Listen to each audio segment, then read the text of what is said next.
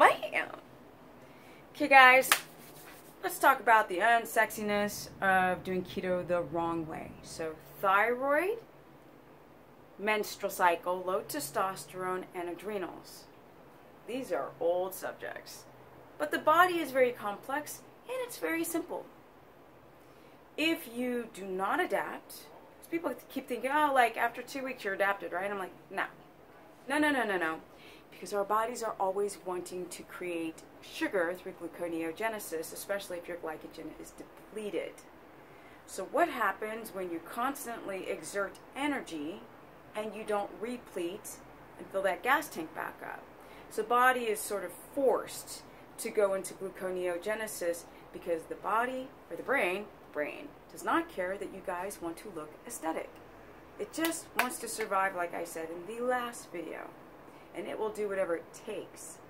So, the problem with people intermittent fasting and the problem with people trying to adapt the wrong way is once you deplete that glycogen, the brain's like, where's my carbs? I'm sorry, where's my glucose? I need glucose. And you try to tell the brain, no, we're doing the keto thing right now. And it's like, I don't care. You're working late hours. You're taking kids to soccer games at night. You have a long drive home. You're skipping meals. You're eating too much protein that I can't use. So I turn that into glucose and completely block the ability to keto adapt.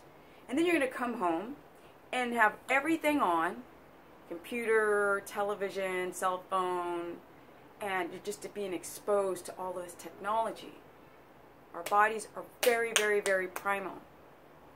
And I keep trying to explain to people about, doing keto the wrong way. Is keto wrong? No, but the application of it, most people do it the wrong way, even when they think they do it the right way. So, again, when I do these live broadcasts, somebody's like, oh, I do fasting and it works for me. No proof. No profile picture, no proof, no nothing.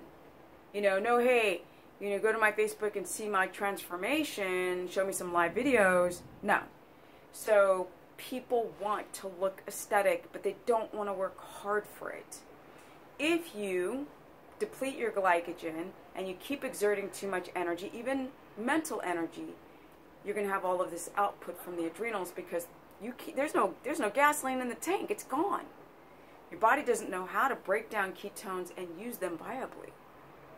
So some people go like, well, I never crash when I do a low-carb diet. I'm like, well, that's because your adrenals are over-firing nonstop. And then you start to dig deeper into a person's reality and you find out that their sleep is not deep enough or they're not hitting REM enough. And so you look at people and you look at their skin quality and you look at the inflammation and the water retention. You can see people's health on them. If you do keto the wrong way and you're eating the wrong inflammatory foods that you don't even know are inflammatory to your particular DNA, your genetics, you have to experiment. You just can't go online and download some stupid keto thing. Even if it's my plan, you still have to do your due diligence and Google, journal, find out what you're reacting to. It's very hard for me to put together meal plans because I know so many people are lectin sensitive, phytate sensitive, they are nightshade sensitive, and a lot of these people have these sensitivities and they don't even know it. Then to do a ketogenic, or they have a histamine intolerance, they can't even handle the bacteria on meat. Because once you slaughter an animal, instantly it begins to degrade and break down and all this bacteria starts to collect and people are reacting off of this. Those things matter when you're trying to adapt because once that glycogen is depleted and then you're eating foods that the body's sensitive towards, there's an inflammatory reaction blocking the use of ketones, and when those ketones are not being used, then it's worse than being a carb standard American diet eater because there's no glycogen left in the tank and there's no ketones being used, and that freaks out the thyroid and freaks out the adrenals. Yes, real stuff. Real stuff. It's all about adapting.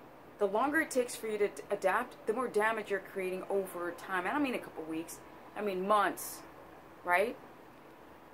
People are worried about losing muscle on keto.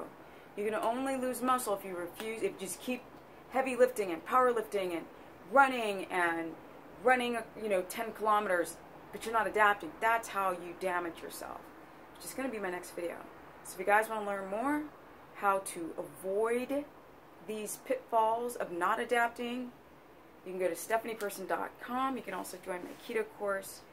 It's a Facebook page through the website, or you can go to my Instagram, which is Stephanie Ketogenic, or my Facebook page, which is Stephanie the Business Person, and I'm out. Yes.